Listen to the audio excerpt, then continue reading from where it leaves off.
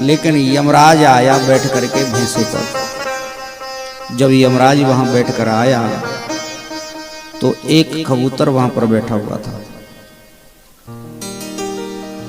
और जैसे ही यमराज वहां से जाने लगा, यमराज की दृष्टि उस पक्षी पर पड़ गई। उसे देखकर यमराज थोड़ा रुके और रुक करके व्यंग्यपूर्ण हंसी हंसने लगे। अब यमराज हंसे किसी को देखकर तो डर किसको नहीं लगेगा, मृत्यु का देवता है। अब वो बेचारा कबूतर डर गया, करे तो करे क्या। उसी समय पर भगवान विष्णु गरुड़ पर बैठ करके आए, तो गरुड़ पक्षियों के राजा भी हैं।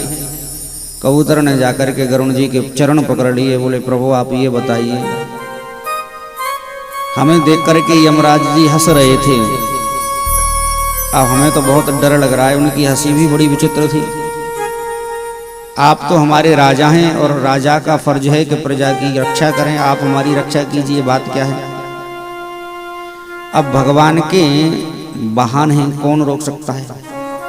मुख्यमंत्री का ड्राइवर है, किसी भी मीटिंग में कभी जा सकता है? गरुड़ जी गए जाकर के यमराज के कान में जाकर कहने लगे, सुनो वहां एक कबूतर का बच्चा बैठा था, उसे देख करके तुम हंस रहे थे, क्या कारण है तुम्हारी हंसी का।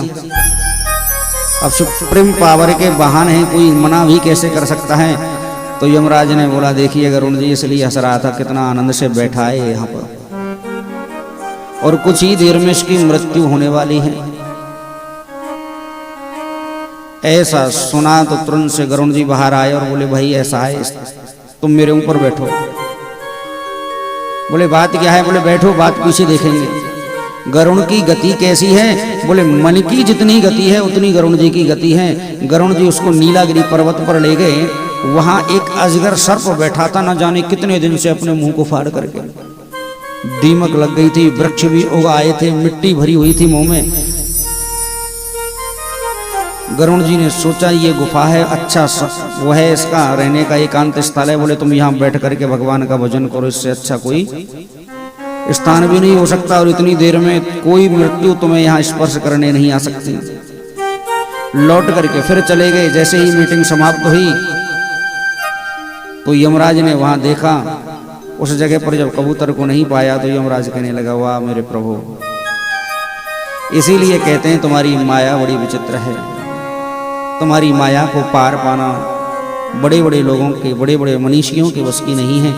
फिर गरुड़ ने पूछ लिया, बोले आप व्यंग भरी बातें करते हो ना, तो मुझे बड़ा डर सा लगता है, अब क्यों ऐसी बातें कर रहे हैं।